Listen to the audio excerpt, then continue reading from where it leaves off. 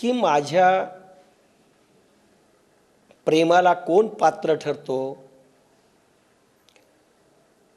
मी कोणाची भक्ती स्वीकार करतो,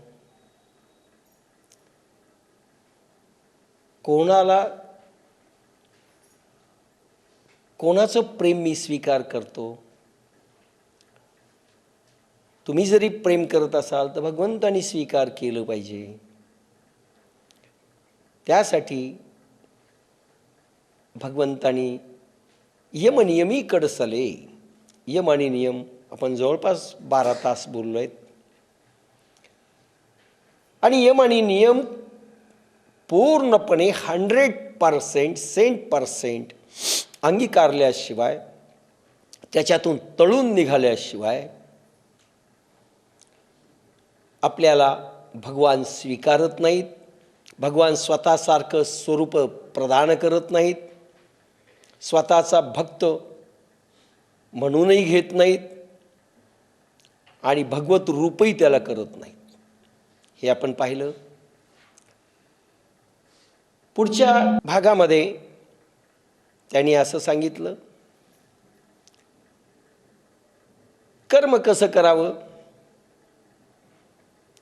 त्यासाठी त्यांनी गुणकर्म विभागशः हा एक प्रकार सांगितला. गुणकर्म विभागशः याच्यामध्ये आपण नासदीय सूक्त पाहिलं,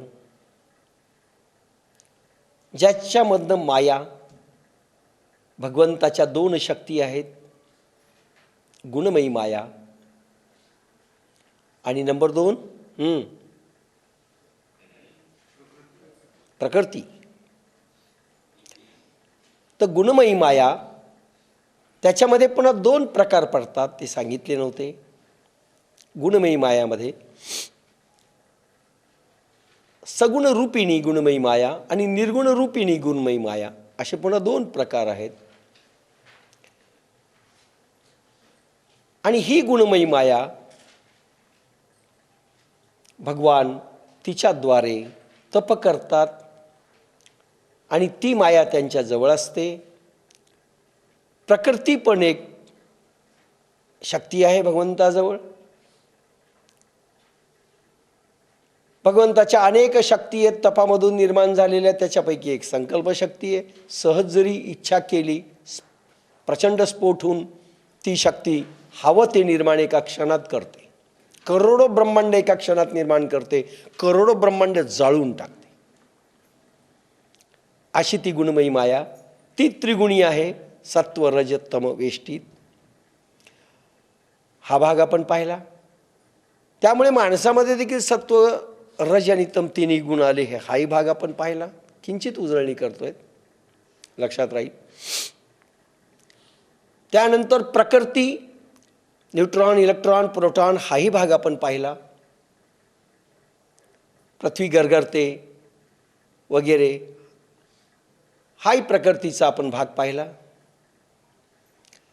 आणि भगवान ह्या दोन्ही शक्ती घेऊन कार्य करतात, पण स्वतः म्हणतात मी काहीही करत नाही. कारण भगवान द्रष्टाभावामध्ये, की सहज इच्छा झाली एवढाच काम उत्पन्न झालाय भगवंतामध्ये, पुन्हा काही नाही. असंच व्हायला पाहिजे तर काही नाही, फक्त सहज. आणि ज्याच्या सहज इच्छेने सगळं निर्माण झालं आणि नष्ट होतं आणि चालतं, तो भगवंत म्हणतो पुन्हा मी काही करत नाही. मग त्यांनी कर्मबंधन थिअरी निर्माण केली. असा हा भाग पाहिला आपण, की जी माणसं तामसिक कर्म करतील त्यांना तसं फळ ती शक्ती देईल, मी देत नाही म्हणतात. ती गुणमयी माया आणि ती प्रकृतीची शक्ती ही फळ देते.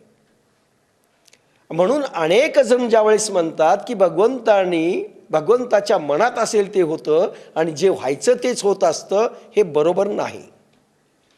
भगवंत तुम्हाला चॉईस देतो, आपण पाहिलं. भगवंत तुम्हाला वेळ देतो, चॉईस देतो, देह देतो, प्रसंग देतो, काय काय तुम्हाला देतो तुमच्या प्रकाराने तो देतो. देतो म्हणजे ती शक्ती देते. मी काही करत नाही, मी फक्त पाहतो म्हणतात ते. असं आपल्याला व्हायचंय, तेव्हाच भगवान स्वीकार करतात. द्रष्टाभावामध्ये 7 घंटेची कॅसेट आपल्याला पाहावी लागेल म्हणजे लक्षात येईल. आणि म्हणून द्रष्टाभावामध्ये भगवंत राहतात, स्थितप्रज्ञ स्थितीमध्ये भगवान राहतात, समाधी बोध अवस्थेमध्ये अखंडित राहतात. म्हणून तो प्रकार मी फार डिटेल घेतला होता.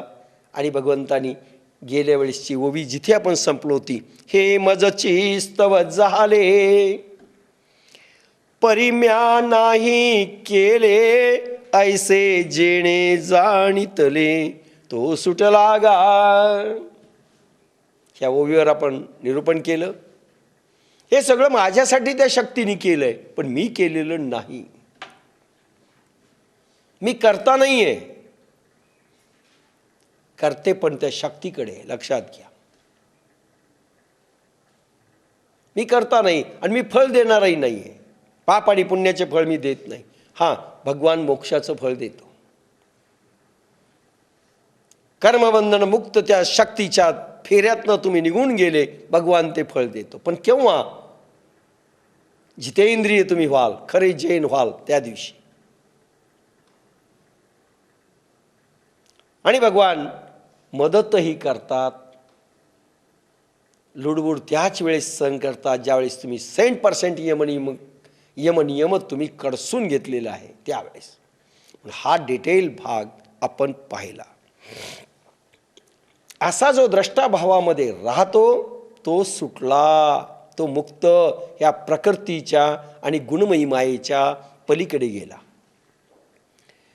ब्राह्मण वैश्य क्षत्रिय शूद्र असा भाग आपण पाहिला. आणि याच्याकरता सदाशिवशास्त्री पंडितांचं उदाहरण गेल्या वेळेस पाहिलं, रामदासांच्या काळातलं, की रक्तरंग कसे बदलतात साधनेमधून. कारण भगवत रूप व्हायचंय तर आपल्याला हे करावंच लागेल. तप प्लस यमनियम आणि सिद्धगुरूच्या छत्राखाली तर हे सगळं घडतं. आता आपण पुढे सरकूया. 15वा श्लोक 4था अध्याय भगवद्गीतेचा. एवं ज्ञाता कृतं कर्म पूर्वैरपि मुमुक्षुभिः कुरु कर्मेव तस्मात् त्वं पूर्वैः पूर्वतरं कृतम्. एवं ज्ञाता कृतं कर्म पूर्वैरपि मुमुक्षुभिः कुरु कर्मेव तस्मात् त्वं पूर्वैर्पूर्वतरं कृतम्. पूर्वीच्या मोक्षाच्या कारणाराणी असे जाणून कर्म केले म्हणून तू पूर्वीच्या मुमुक्षुनी त्यांच्याही पूर्वीचे राजर्षींनी केलेले निष्कर्म कर. समगीत बाप्पासाहेबांच्या या श्लोकावर पूर्वी तत्व हे जाणुनी कर्मे केली मुमुक्षुनी तसे तुही करी कर्मे मागे मागे पाणे मे ऋषी पूर्व परंपरा उपभोगी ज्ञान झरा. आता ओव्या माऊलींच्या ह्या श्लोकावर मागील मुमुक्षु जे होते तिही ऐसिया जाणोनी माते कर्मे केली समस्ते धनुर्धरा. मागील मुमुक्षु जे होते तिही ऐसिया जाणोनी माते कर्मे केली समस्ते धनुर्धरा. भगवान अर्जुनाला सांगतायत, अर्जुना मी नवीन सांगत नाही. ही शक्तींची कर्म थिअरी, शक्तीचं ॲक्शनचं रिॲक्शन, सत्वरजात तमात्मक रिॲक्शन जे होतं आणि कर्मफळ भोगायला येतात, ही थिअरी पूर्वापार चालत आलेली आहे. आणि मला अपेक्षित आहे अर्जुना, पूर्वीच्या राजर्षी धारी योग्यांनी जसे कर्म केले तसे तू कर. अर्जुना, पूर्वी जे मुमुक्षु होऊन गेले त्यांनी मला असेच अनुभवून सर्व इंद्रियांनी सर्व व्यवहार कर्मे केली. अशा प्रकारची कर्मे निष्कर्मी असतात व त्या कर्मांनीच कर्मे जळतात. भगवान कर्म कसं करायचं ते सांगतायत. फक्त तुम्ही जर कर्म कराल कुठलाही प्रयोग न करता तर तो बाधेल. जैसे वज्र कवचले विजे मग शस्त्रांचा वर्षाव साहिजे. भगवान दुसऱ्या अध्यायामध्ये वज्र कवच सांगतात, अर्जुना तू घाल. हे वज्र कवच आहे. गुणमयी माया आणि प्रकृती हा खेळ करत असताना हे पहा, दोन प्रकार आहेत मोक्षाकडे जाण्याचे. मोक्षाकडे जाण्याचे दोन प्रकार. एक, कर्म त्याग करून, संसार त्याग करून, पहिला प्रकार. आणि दुसरा प्रकार संसार करून कर्माचा त्याग न करता. दोन प्रकार आहेत. काही लोक कर्म त्याग करून गेले, त्यामध्ये भगवान गौतम बुद्ध येतात, भगवान महावीर येतात, भगवान शंकराचार्य एखाद्या वेळेस येतात, ज्ञानेश्वर येतात. महावीरांनी आणि गौतम बुद्धांनी संसाराचा त्याग केला, त्यानंतर इकडे वळले. निदान अर्धा भाग संपला. पुढे कर्मत्याग काय, साधनेत बसल्यानंतर ॲटोमॅटिकच ऊर्ध्वगतीचा प्रवाह झाला. त्यामुळे त्यांना व्यवहार हा नाही. संसाराचा उपभोग घेतल्यानंतर त्याच्यामध्ये मन आता रमत नाही. अशा वेळेस आणि आता नको वाटतं, नॉशिया झालाय. बायको नको, पोरग नको, राज्य नको, संसार नको, अशा वेळेस ते निघून गेले. म्हणून ती थिअरी सर्वसामान्य लोकांना लागू नाही. आणि त्याही महाराजांना नाही ज्यांनी फक्त ड्रेस घातलाय, संन्यास घेतलाय. कारण मनातून संसार गेला का? ड्रेसवरून गेला, तुम्ही संसारी नाहीत म्हणून गेला, तुम्ही बायको केली नाही, पण संसारी कशाला म्हणतायत? पुनरपि जननम पुनरपि जननी जठरे शयनम इय संसारे भवविस्तारे. पुन्हा पुन्हा जन्म घ्यावा लागतो आणि आईच्या पोटात जर पुन्हा जावं लागत असेल म्हणजे पहिला देह मरतो, दुसरा देह जन्म घेतो. हे रहाडगाडग जोपर्यंत त्याला संसार म्हणतात. बायको केली म्हणजे संसार कोट आहे. आणि जरी तुम्ही साधू झाले आणि तुमचे परमाणू जर पेरिशेबल असतील, हा देह नष्ट होणारा जर असेल, मोक्षापर्यंतची लाईन मिळालेली नसेल तर तुम्ही संसारी आहात. भलेही ड्रेस घातला म्हणजे साधू झाला असं नाही. म्हणून संसाराची व्याख्याच अशी आहे. म्हणून दुसरी एक व्याख्या अशी की आपल्यासारख्या संसारी लोकांना जर जायचं असेल, जैनांनी महावीरांची लाईन घेतली, त्यामुळे सर्वसाधारण माणसांना तो धर्म त्यांनी संपवला. ज्यांच्याकडे शक्ती होती त्यांनी असं म्हटलं स्वतःशी स्वगत की महावीरांनी त्याग केल्यानंतर दिलं, त्यांना मिळालं किंवा त्यांनी दिलं असेल कोणाला, आणि हे कुठं, हे सगळे भोगी आहेत संसारी, म्हणून यांना द्यायचं नाही. त्यामुळे जैन धर्मातला सर्वसाधारण माणूस दैवी शक्तीपासून वंचित राहिला. अशा कन्सेप्ट आल्या. इथे काय करायचंय, दुसरी कन्सेप्टच माहिती नाही, तुम्ही कसे गेले याला महत्व नाहीये, पुढच्याला कसं न्यायचं हे लक्षात घ्या. सगळे महावीर होऊ शकणार नाहीत. हे पहा, सगळे महावीर जर झाले, सगळे बुद्ध झाले, निदान नाटक करू लागले,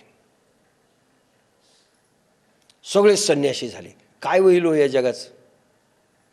ठीक आहे, दिसायला वन ड्रेस असेल, एक ड्रेस, एक विचार, सगळ्यांनी अगदी संन्यास घेऊन टाकला, दिसायला सौंदर्य दिसेल, एका ड्रेसमध्ये सगळं जग आलं. पण रमाल का हो तुम्ही त्याच्यात? आत्महत्या करा. म्हणून आपल्याला बुद्ध व्हायचं नाही. जैनांनी असं ठरवलं की आपल्याला महावीरच, पण महावीर होता येत नाही, त्यांनी सांगितलं, तीर्थंकर आता होणे नाही. तिथूनच गोची सुरू झाली धर्माची. पण समजा त्यांनी कन्फ्युजनमध्ये असंही पुन्हा सांगितलं, हरकत नाही. सगळ्यांनी सोडल्यावर व्यवहार कोणी करायचे? मग व्यवहारी माणसाला जाता येईल का, हे कुठे न लिहिल्यामुळे घोटाळे झाले. पात्रतेचे प्रयोग फक्त शिल्लक राहिले आणि दैवी तेज लोकांमधलं, जनतेमधून, समाजामधून संपलं. हे घडलं.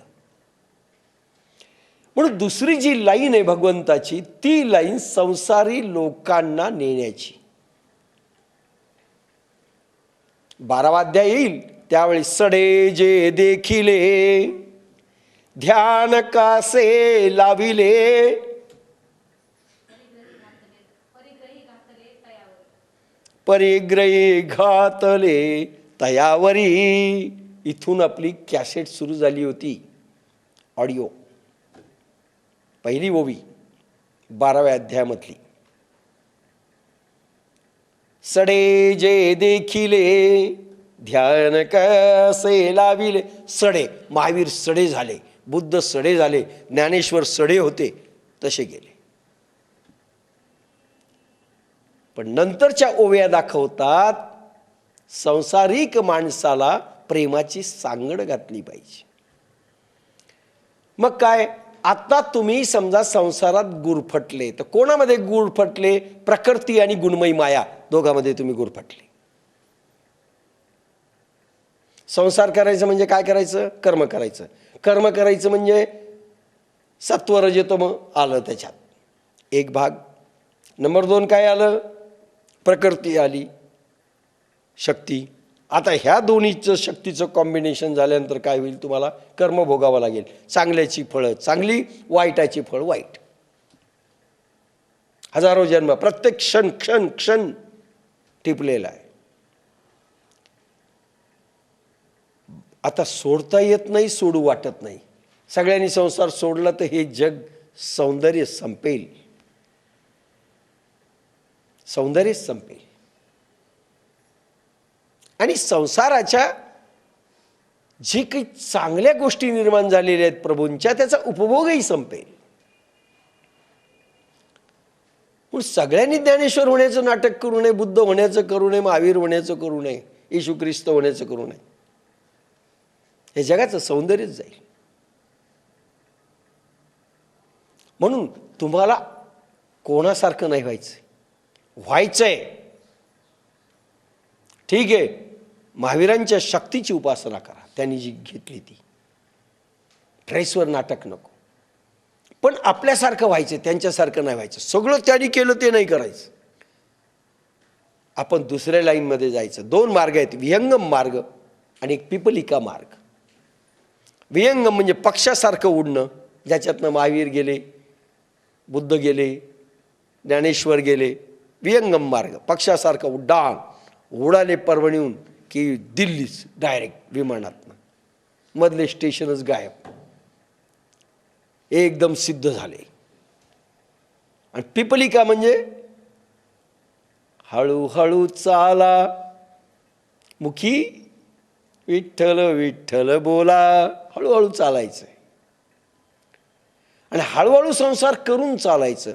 तर याच्याकरिता संसारामध्ये प्रभूंच्या गुणमयी मायेने निर्माण केलेला संसार आहे, प्रकृतीने निर्माण केलेला संसार आहे.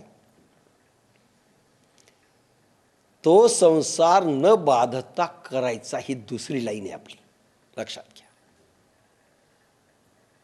आपल्याला दुसऱ्या लाईनवर चालायचं सर्वांना. ज्ञानेश्वर आणि भगवान गोपालकृष्ण ह्या लाईनवरून तुम्हाला नेतात. संसार सोडायचा नाहीये, संसार चांगला करायचा आहे. पण कसं करायचं आहे?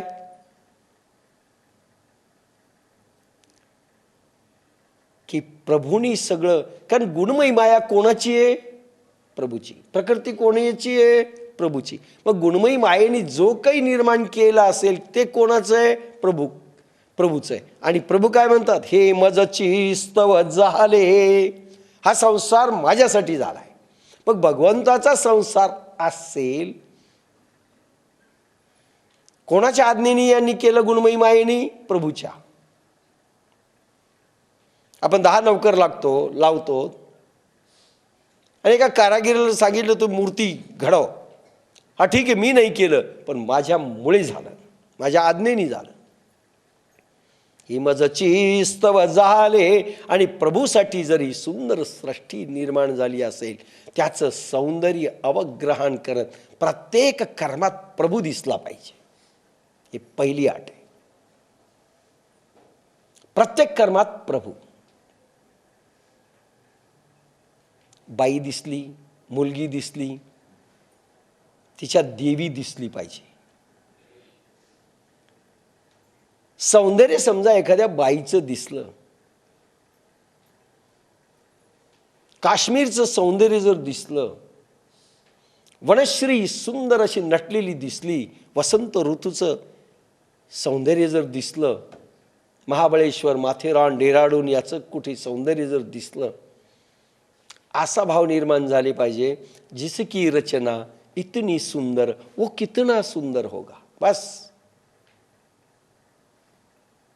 तो किती सुंदर असेल. ही दुसरी लाईन आहे आपली. की प्रत्येक क्षणाला प्रभू आठवला पाहिजे. आपण नैवेद्य का दाखवतो? ठीक आहे, प्रभू घेत नाही, आणि घेतला असतं तर आपण दाखवला असता की नाही, जरा संशोधनाचा विषय. संशोधनाचा विषय. आपण काय करतो? ते देवाच्या पुढे ताट देतो, एकच घास तोडतो, खाल्ला तर बाकीची पोळी देऊ. तो काही खात नाही, आपल्यालाही माहिती. आणि त्याच्यात सगळं असं बुडून ठेवतात. काला आपण नाही खात तसं, पण त्याला ठेवतात आणि डोळे झाकतात, खा गपचूप. तो खात नाही, कारण आपण बदमाश असतो. बदमाशाचं अन्न चालत नाही त्याला. टेक्निकल सगळं जातो. आणि प्रभू खाणाऱ्याचंच खातो, सगळ्यांचं नाही खात. त्याच्यासाठी मीरा व्हावं लागेल, त्याच्यासाठी शबरी व्हावं लागेल, त्यासाठी रामकृष्ण परमहंस व्हावं लागेल, त्याच्याकरता कर्माबाई व्हावं लागेल, त्याच्याकरता नामदेव व्हावं लागेल, धन्नाजाट व्हावं लागेल, तर तो खातो. आपण हे काही होत नाही हे त्यालाही माहिती आणि आपल्यालाही माहिती. आणि मग तो समजा भगवंतानी खाल्ल्यानंतर जो उरतो, भगवंताचं उच्चिष्ट खायनो हा भाग आहे त्याच्यामध्ये.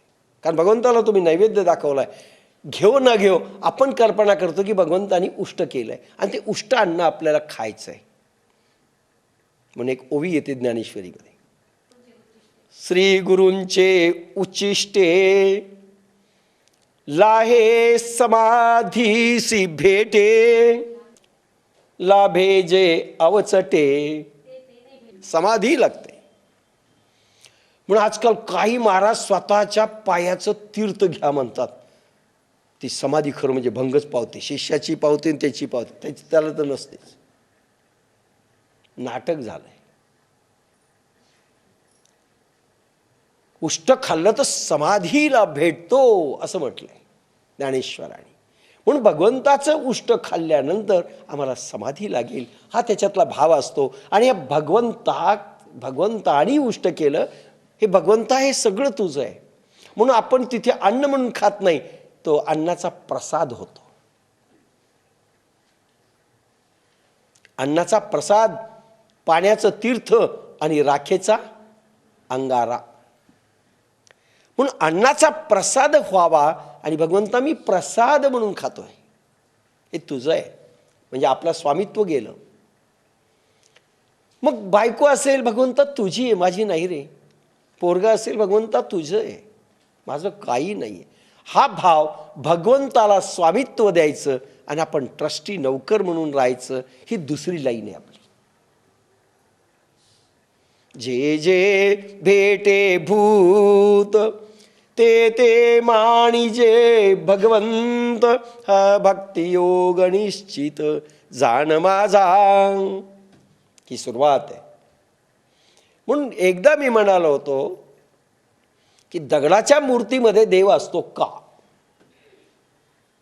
नसतो. कारण तुम्हाला माहिती आहे कुठल्या कारागिरीने याला बनवलंय. मग ज्या लोकांनी प्राणप्रतिष्ठा केली म्हणून देवत्व प्राप्त झालं का, हा दुसरा प्रश्न आहे. कारण जे ब्राह्मण मंत्र देतात ते सिद्ध नाहीत. मग सिद्धी सामर्थ्य आल्यानंतरचं जे ट्रान्समिशन होतं त्या मूर्तीमध्ये, प्राणप्रतिष्ठा. प्राणप्रतिष्ठा म्हणजे काय हो? आपला प्राण त्याच्यात ओतायचा. यांना ओतता येतो का? आणि मंत्र म्हटली म्हणजे प्राणप्रतिष्ठा होते का? जसं जेवणाचं मी म्हटलं असंच आहे. आपला प्राण त्याच्यात ओतायचा, इतकं ट्रान्समिशन लागतं. आणि मग ती वृत्ती पॉवरफुल होत असते, हे सिद्ध गुरु करतात. आणि समजा नाही असेल मग त्याच्यात देव नाही का? तुमच्या हृदयात असेल तर त्या मूर्तीत येईल. लक्षात घ्या, पुन्हा मी सांगतो. पण काली मातेच्या मंदिरामध्ये कलकत्त्याच्या रोज आरती करून स्वतः जगदंबा प्रगट व्हायची रोज. आज तीच जगदंबा आहे ना, तीच काली मातेची मूर्ती आहे ना कलकत्त्याला. प्रगट झालेली रामकृष्णानंतर नाही कोणी पाहिली. दगडात देव नाही, पण तुमच्या हृदयात जर देव असेल तर भक्ताचा प्राण त्याच्यामध्ये ट्रान्समिट होतो आणि मूर्ती सगुण आकाराला येते. मग भगवंतानी काय केलं? काही केलं नाही. तुमच्या तपाचं ते फळ आहे, तुमच्या भावनेचं फळ आहे, तुमच्या श्रद्धेचं फळ आहे, तुमच्या ट्रान्समिशनचं फळ आहे. म्हणून हृदयात भगवंत असेल तर त्या वस्तूमध्ये भगवंत प्रगट येईल. लक्षात घ्या मी काय वाक्य टाकलं. म्हणून आपल्या डोळ्यात भगवंत पाहिजे, सगळ्या ह्याच्यात भगवंत पाहिजे. म्हणजे समोर दिसेल, वस्तूमध्ये दिसेल, कर्मामध्ये दिसेल, प्रत्येक क्षेत्रात भगवंत दिसेल. हे प्रयोग अगोदर आपण आर्टिफिशियल कृत्रिम रीतीनं सांगितले, ते नंतर भाव ॲटोमॅटिक प्रगटतो. ॲटोमॅटिक प्रगट. ही दुसरी लाईन आहे आपली. कर्म करायचं आहे, फक्त बाधायचं, चिलखत घालायचं. कोणतं चिलखत? पहिलं जे जे भेटे भूतचं चिलखत. नंबर 2, नंतर भगवंत कर्म करत असताना स्वतः दिसतो असं तुम्हाला सांगितलं मी. धारणा प्रवाह जर राजर्षी योग तुम्हाला मिळाला तर धारणा, जर हाताला काम सांगायचं, काम सांगितल्याबरोबर हाताकडे लक्ष द्यायचं, हातामध्ये धारणा प्रवाह व्हायला काम करायचं. कारण भगवंत शक्ती आहे, ती गुणमयी माया. भगवंत शक्ती जर प्रेरणा दिली कर तू काम, आणि प्रेरणा नाही दिली तर ते काम करू नका, कारण उलट होणार आहे. पायाकडे पाहायचं. गती जर धारणेची मिळाली पायाला, समजायचं प्रभूंनी सांगितलंय तू जा. पण आपण इतकं माईन उठली, पाहत नाही, म्हणून अपघात होतात, भानगडी होतात. किती साधक असलं तर काय झालं, किती बारकावा आहे. हा दुसरा पार्ट आहे. तिसरा पार्ट, प्रतितत्व जय झाल्यानंतर स्वतः डोळ्यांनी आपला आत्मा सावलीसारखा प्रगट होतो, सावलीसारखा, आणि असा हात करतो. परवानगी आहे, परवानगी मागितल्याबरोबर हात नाही केला आणि तो नाही प्रगटला, परवानगी नाही त्या कर्माची. हे प्रत्यक्ष मिळतं. आणि जर चुकलं तर ते काम उलटं होतं.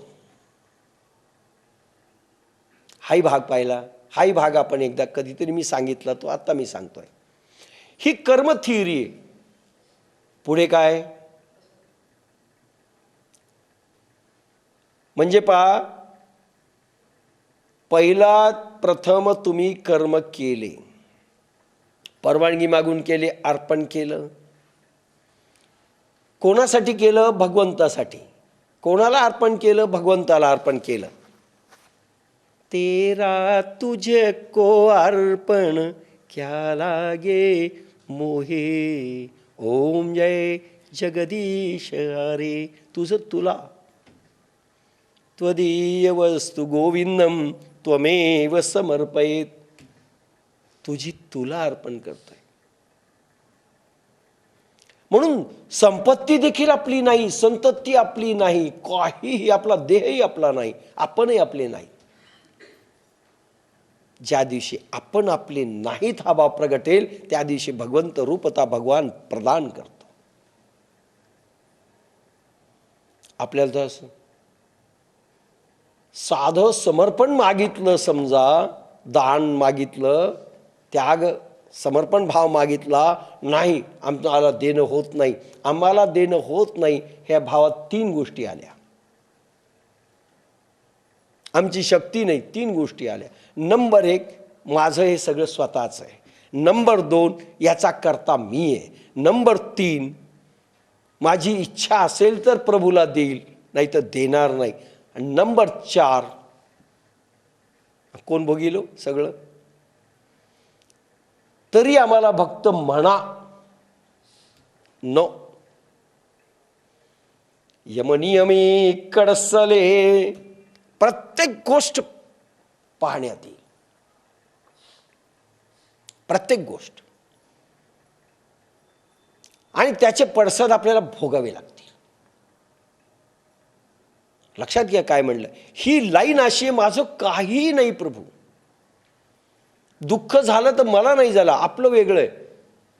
देवा माझी मुलगी बिमार आहे, तू जरा पहा, ही तुझी समज, त्यावेळेस तुझी. मग पाळली त्यानं बिमार, त्याची पोरगी ना, तुला का मारतेस. आपलं नाटक असतंय. तेव्हा मी तुझी, माझी पोरगी तुझी, मग गप्प बसणं. त्याला नाही पास होऊ द्यायची. कशी पास होऊ द्यायची नाही म्हणजे माझी हा भाव आला की नाही. किती व्यवहारात सूक्ष्म वागावं लागणार आहे. बोलताना आपण काही बोलतो, पण तो फार पार आहे. म्हणून सगळे हे भाव प्रगटले पाहिजे संसार करत असताना, आणि प्रत्येक क्षणाला तुम्हाला त्याचं दाखवावं लागणार आहे. हे माझं नाही. एक भाग हे करत असताना दुसरी ओवी घेतो, म्हणजे दोन्ही ओव्याचं कंबाईन करतो. पेरिता बीजे जैसी दगदली अप्रतिम ओवी, आणि विज्ञान ज्याच्यामध्ये भरलंय. सगळ्या कर्म थिअरी मधली वैज्ञानिक ओवी ही आहे.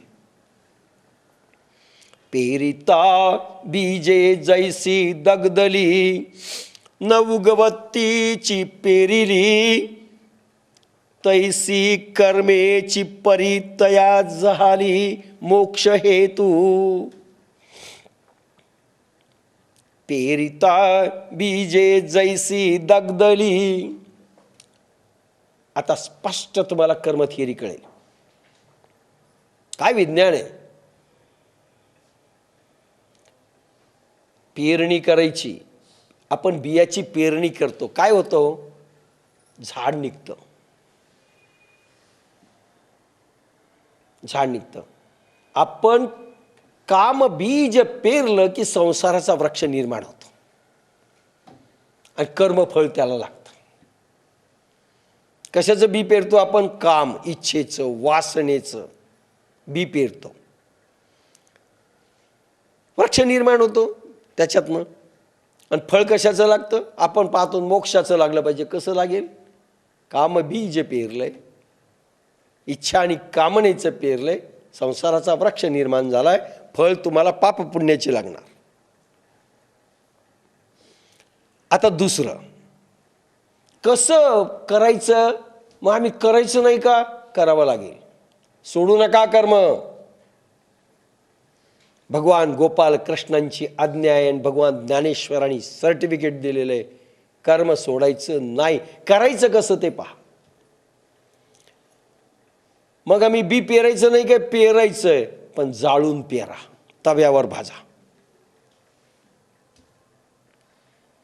यमनियमी कडसले तपोज्ञाने चोखाळले. तव्यावर बी भाजलं आणि ते पेरलं, काय होईल? उगवेल?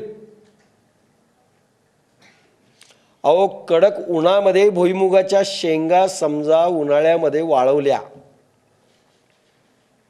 ते जर्मिनेट होत नाहीत. ते बी पाहिजे तर कळंबरकर ॲग्रिकल्चर ऑफिसर आहेत, त्यांना विचारून घ्या. म्हणून सावलीमध्ये वाळवायच्या असतात त्या झाडाखाली. सावलीमध्ये जर वाळवल्या त्या शेंगा तर त्याचं जर्मिनेशन, उगवण शक्ती चांगली राहते.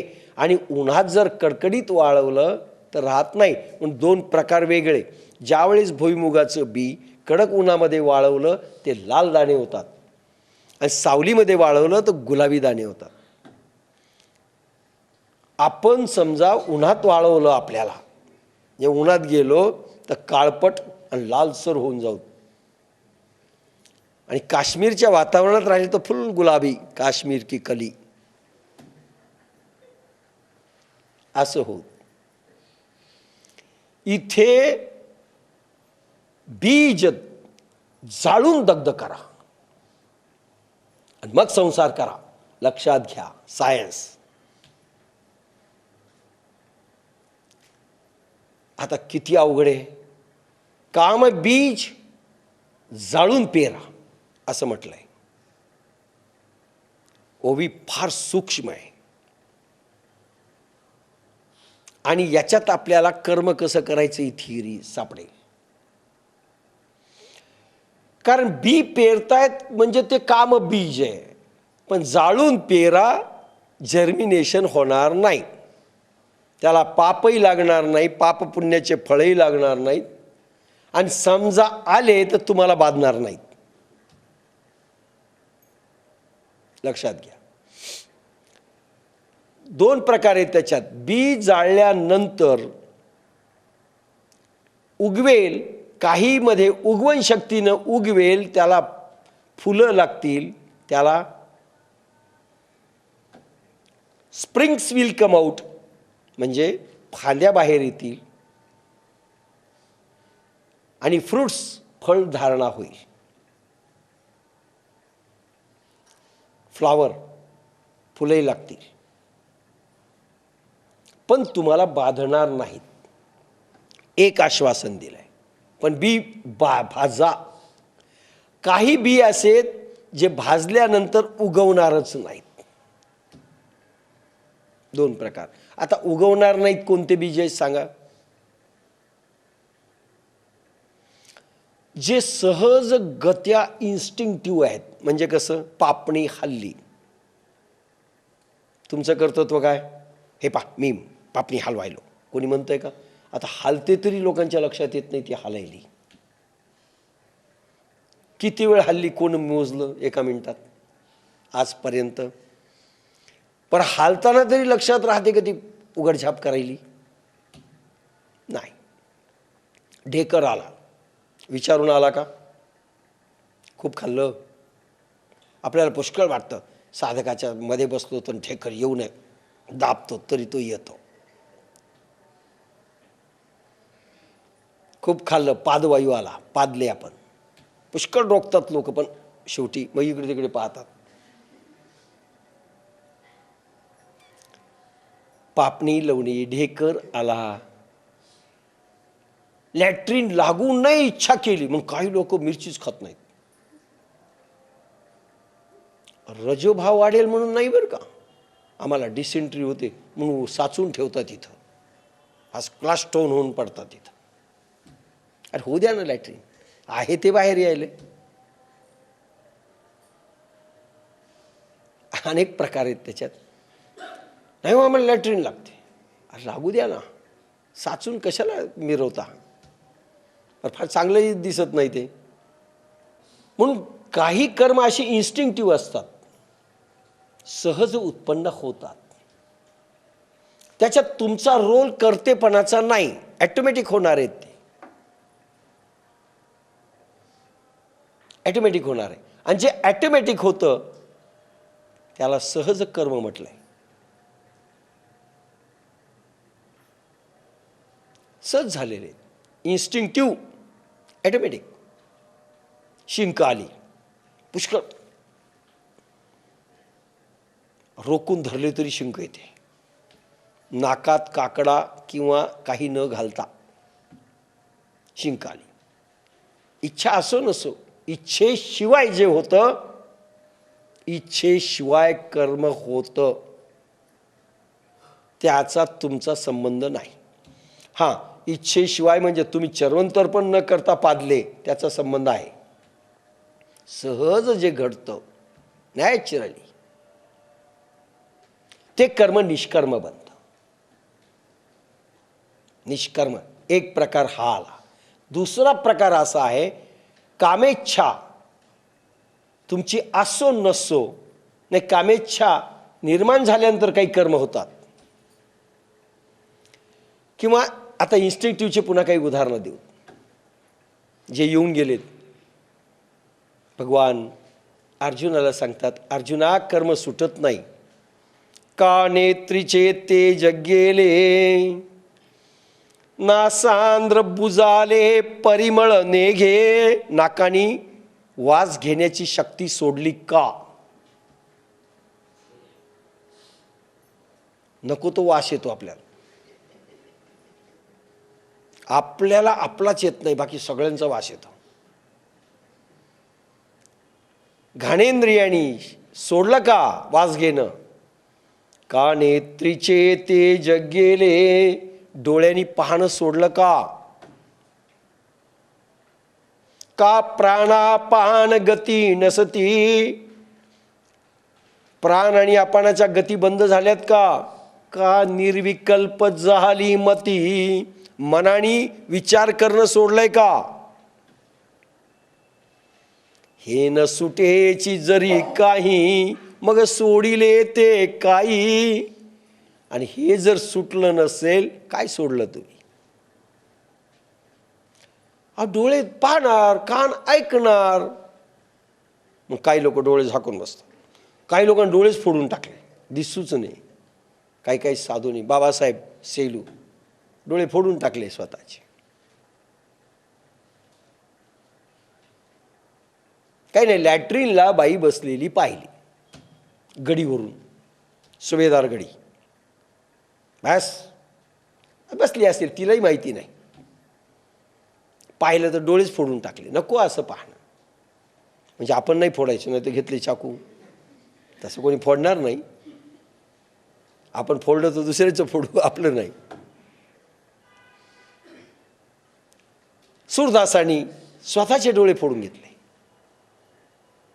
चॉईस आहे, म्हणजे सगळ्यांनी फोडून घ्यावे असं नाही. पण काही गरज नाही. प्रश्न डोळ्याला इंद्रियाची शक्ती दिली पाहण्याची, ती पहा. फक्त भगवतमय दृष्टी असली पाहिजे. काही वाटत नाही, काही वाटू नाही. म्हणून इंद्रियांनी सोडलं पाहिजे स्वतः. जोपर्यंत सुटत नाही तोपर्यंत कर्म केली पाहिजे, कर्म केली पाहिजे. तुमचा हेतू समोर येत नाही म्हणून दोन प्रकारची कर्म, हेतुक कर्म, अहेतुक कर्म. हे अहेतुक झाले, सहज पाहिलं, सहज दिसले.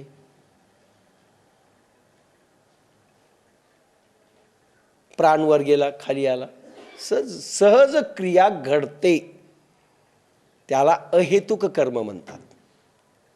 आणि हेतुक म्हणजे स्वतःहून केलेले. ज्ञानेश्वरीला स्वतःहून तुम्ही आले, पिक्चर स्वतःहून पाहिला, हेतू ठेवून केलेली कर्म, भलेही चांगले असोत काही वाईट असोत. शिव्या स्वतःहून दिल्या नाही, हो त्या सहज प्रगटल्या, असं होत नाही. हेतुक कर्म. आणि हे हेतुक असो की अहेतुक असो, ही परवानगी मागायचं, अर्पण करायचं. म्हणून नाद भागवतात ओवी येते, हेतुक अथवा अहेतुक, वैदिक लौकिक स्वाभाविक, भगवंती अर्पे सकळिक, या नाव देख भागवत धर्म. हेतुक अथवा अहेतुक, नाथ महाराज नाथ भागवतामध्ये लिहितात. हेतुक असो, हेतू ठेवून केलेली असो की अहेतुक असो, म्हणजे इन्स्टिंक्टिव्ह मी आता सांगितलेलं. लौकिक, वैदिक, लौकिक, स्वाभाविक, फार फोड डिटेल केलेली आहे. वैदिक म्हणजे यज्ञ केले, हवन केले, जप केलं, तप केलं, भजन केलं, हे सगळे कर्मकांडांचे प्रयोग केले, अंशन प्रयोग केले, उपवास तापास केले, वैदिक कर्म. हे सगळं वैदिक. लौकिक, लौकिक म्हणजे लोकांच्यासाठी काही केलं, भागवत कथा करायची, मग तंबू उभारा, जीव घाला सगळ्या लोकांना, लौकिक कर्म. स्वाभाविक म्हणजे इन्स्टिंक्टिव्ह, आता मी म्हणलेले. वैदिक, लौकिक, स्वाभाविक, भगवंती अर्पे सकळिक, सगळे भगवंताला अर्पण करा. या नाव देख भागवत धर्म, याला भागवत धर्म म्हणतात. भागवत धर्म शब्द बुळबुळीत वापरण्यात येतो. भागवत धर्म म्हणजे काय? भागवत धर्म माहीत नाही? भजन. जो तो आपला कुठलाही तुकडा घेतो त्याला भागवत धर्म लावतो. हेतुक अहेतुक कर्म निष्कर्म झाले पाहिजेत आणि काही कर्म अकर्म झाले पाहिजेत. दोन प्रकारची कर्म, एक निष्कर्म झालं पाहिजे आणि एक अकर्म झालं पाहिजे. निष्कर्म कोणतं होतं? हेतू शिवाय केलं ते निष्कर्म झालं, ऑटोमॅटिक झालं. आणि हेतू ठेवून केले ते वैदिक लौकिक काय असेल तेही अर्पण करा, परवानगी मागा, अर्पण करा, तुम्हाला बाधा लागणार नाही, त्याचा भोग तुम्हाला नाही. पण माणूस बळजबरी घेत असेल तर आसक्तीमुळे, देवा माझ्या पोरीने काय केलं, सारखे आळंदीला जात होते, आज मेडिकलचा रिझल्ट लागला, आपला अमृत बोराडे पास झाला, आणि माझ्या पोरीनं काय केलं तर तिला तू दिलं नाहीस, नो रडणे. भगवंताची पोरगी आहे ना, तिला वाटेल देईल, नाही देणार. Who are you to ask the god that this is my daughter? Who are you? तुम्ही विचारू नका प्रश्न. ते कर्म निष्कर्म होईल. तुम्ही कर्तव्य करून सोडून द्या, फळ मिळेल किंवा न मिळेल, बोंब मारू नका. कर्तव्य टॉप, कारण तुम्ही भगवंताचे नौकर आहात. पोरगी भगवंताची, पोरग भगवंताचं आहे, नवरा भगवंताचा आहे, सगळं भगवंताचं आहे. भगवंतासाठी करते, फळ देईल किंवा न देईल याला म्हणतात निष्कर्म. निष्कर्म म्हणजे पाप आणि पुण्याचे भोग लागत नाहीत. माझी मुलगी आहे, भगवंता तू बरोबर केलं नाही, पाप आणि पुण्याचे भोग लागले. कारण भगवंताची वस्तू तुम्ही आपली मांडली, तुम्ही चोर आहात. लक्षात घ्या काय म्हटलं, तुम्ही चोर आहात आणि चोरीची शिक्षा तुम्हाला मिळणार पाप आणि पुण्याच्या फळातून. आता उद्या म्हणले हे सगळं माझं आहे, कारवाई होणार नाही. पाकिट कोणाचं मारलं माझं समजून, चोरी नाही झाली. आणि भगवंताच्या सगळ्या वस्तू असताना प्रत्येक वस्तू, प्रत्येक क्षण, शरीर सगळं सगळं भगवंताचं असताना तुम्ही आपलं म्हणता, तुम्ही चोर नाहीत? शिक्षा होणार की नाही? आणि आध्यात्मिक शिक्षा फार कठीण आहे.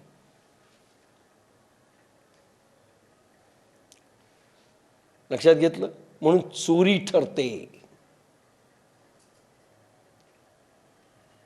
म्हणून इथे काय करायचंय? माझं नाही हा भाव असेल तर करते पण नाही, आणि हेतू ठेवून तुम्ही कर्म केलं नाही. हेतू स्वतःसाठी नाही ठेवायचा, भगवंतासाठी ठेवायचा. हेतू राहत नाही असं नाही, म्हणून लोकांचे अर्थ चुकले. तिथे सगळे महाराज गडगडतात तिथे. अरे हेतूशिवाय कर्म कसं होईल हो? तुमचा हेतू होता ज्ञानेश्वरीला यायचं म्हणूनच तुम्ही आलात ना. साधना करायची ठरवाल त्याच वेळेस होईल ना. चरवंतर पण करायचं ठरवाल त्याच वेळी. हेतू नाही. आणि सगळे म्हणतात हेतू शिवाय कर्म करा. हेतूशिवाय होऊ शकेल? वेड्याचं होईल. त्याला हेतू नसतो. हेतू स्वतःसाठी, स्वार्थासाठी की भगवंताच्या परमार्थासाठी, दोन प्रकार आहेत. सगळं भगवंताचं असेल, माझं काही नसेल, तर मला सुख आणि दुःख मी भोगू नये. भगवंताचं आहे, भगवंत घेऊन गेला. म्हणून मी एकदा उदाहरण दिलं होतं. नारायणराव खरे महात्मा गांधींचे शिष्य होते, संगीतकार होते. म्हातारं वय आणि मुलगा डेथ बेडवर पडलेला आहे आश्रमामध्ये. मरणार अशी स्थिती आहे. एक श्वास जातो, एक श्वास येतो अशी स्थिती आहे. एकुलता एक मुलगा. वेळ झाली प्रार्थनेची. नारायणराव उठले. सगळ्यांनी सांगितलं आज जाऊ नका प्रार्थनेला. महात्मा गांधी प्रार्थना रोज सकाळी संध्याकाळी 6ला घेत होते. त्यावेळी सगळी माणसं प्रार्थनेला हजर राहायची. कारण तुम्ही जाईपर्यंत मुलगा मरेल. ते म्हणले नाही मी जाणार, प्रार्थना चुकवणार नाही. आपल्यासारखं नाही. आपल्याला 1.5 बुटलीचं रिस्पेक्ट नसलेला पाहुणा आला तरी आपण सगळं सोडून देतो. पाहुणा आला तरी मी जाणार म्हणले. नारायणराव गेले. गेल्यानंतर प्रार्थना चालू 15 मिनटं अर्धा तासाची काही प्रार्थना असेल. त्याच वेळेस माणूस एक पळत आला. कानात काहीतरी सांगितलं तरी हे लाईनमधून हल्ले नाहीत. निघून गेले. बापूजींचं लक्ष होतं की कोणीतरी काही सांगायला आलं. आणि प्रार्थना संपल्यावर बापूजी म्हणाले, महात्मा गांधी, नारायणराव कोण आलं प्रार्थनेत, काय सांगितलं त्यांनी?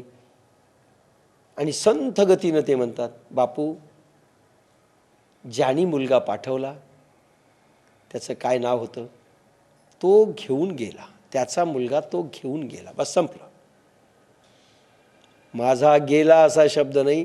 ज्यानी दिला तो घेऊन गेला. हे शेखरांचे वाक्य आहेत. मला जे पत्र आलं होतं, ज्यानी दिला मुलगा तो घेऊन गेला. संपलं. आपला स्वामित्व नाही, आपला भाव नाही. हे निष्कर्म झालं. म्हणजे काही हेतू रहित कर्म निष्कर्म होतं. काही हेतू ठेवून केलं तरी आपलं नाही मांडलं, हे सगळं भगवंताचं मांडलं, तेही निष्कर्म होतं. आणि परवानगी मागितली, अर्पण केली, ॲटोमॅटिक होतं. समजा तुम्ही परवानगी नाही मागितली ना अर्पण नाही केलं तरी निष्कर्म झालं, कारण तुम्ही तुमचं नाही मांडलं. पण द्रष्टाभाव जर परफेक्ट असेल तर परवानगी मागण्याची गरज नाही. काय झालं? कृष्णी निश्चळ ज्याचे मन, त्याचे कर्म तितुके कृष्णार्पण, त्यासी न अर्पिता हि जाण, सहजे मदर्पण होत असे. ज्ञानेश्वरांची आहे ना, नाथ भागवत, एकनाथी भागवत मधली ओवी. कृष्णे निश्चळ ज्याचे मन, भगवंतावर इतकं निश्चळ अप्रतिम 24 तास 1 सेकंद जात नाही भगवंताशिवाय. इतकं इतकं निश्चळ म्हणजे चलायमान मन होतच नाही. त्यानं नाही जरी अर्पण केलं तरी ॲटोमॅटिक अर्पण झालं म्हणून समजा. कारण सगळ्या वृत्ती, सगळ्या कामवृत्ती वैराग्यात गेल्या आणि सगळ्या कामलहरी ह्या प्रभूपायी विसावल्या, अग्निमय झाल्या. बीजे दगदली, बीज जळून जातं कामाचं. जरी तुम्ही वासनेचं बीज असेल तरी जळून जातं. पण गोपिका काम भावनेने प्रभूशी लगट करू लागल्या. म्हणून म्हटलं होतं, ऐशा गोपिका त्या कामातू राहणारी. काहींनी मुलगा म्हणून प्रेम केलं, काहींनी प्रियकर म्हणून प्रेम केलं. भगवंत म्हणून यांनी प्रेम केलं नाही काही गोपिकांनी. गोलोकांच्या गोपिका जर सोडल्या तर बाकीच्या गोपिका कामभावनेने प्रेम केलं. ऐशा गोपिका त्या कामातू राहणारी, चित्त विहळते देखावया हारी. आपलं चित्त विहळतं, मला काय मिळेल. त्या कामातूर होत्या, भगवंतासाठी होत्या. पण काम जरी निर्माण झाला तरी भगवंत समोर आहे, स्वतःसाठी नाही झाला. चित्त विहळते देखावया हारी, मिस पाणी आचे करतील घरी. 12-16 मिळोनी परस्परे हो. यमुना तीरावर जायचं, हटकून घागरी रिकाम्या करायच्या. आणि सासूबाई पाणी आणायला जाते नदीवर. सगळ्यांचं टायमिंग ठरलेलं, 10 वाजता सगळ्या घागरी रिकाम्या, पाणीच प्यायला नाही. मग चा म्हणायचे. मग प्रत्येकाच्या घरच्या ह्या मिस पाणी याचे करतील घरी, निमित्त पाणी आणण्याचं. आणि 12-16 मिळून ग्रुपच्या ग्रुप जात होते की भगवंतानी खडा मारावा, फोडावं, छेडावं.